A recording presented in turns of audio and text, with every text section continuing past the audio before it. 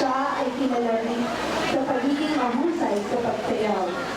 At habang nakasarapan ng kanyang pamilya, napansin niya ang galaw ng mga itik sa lawa. Nabighani siya sa galaw ng mga ito, at dahil dito, ginaya niya ang galaw at itak nila. Nakita ng ibang mga panaunin ang kanyang ginawa, at ito rin ay kanilang ginaya. Mula noon, ang sayaw na ito ay naging tanyag at ginamit ng mga susunod na henerasyon. Narito ang toddler class upang sayawin ang sayaw na isip-isip.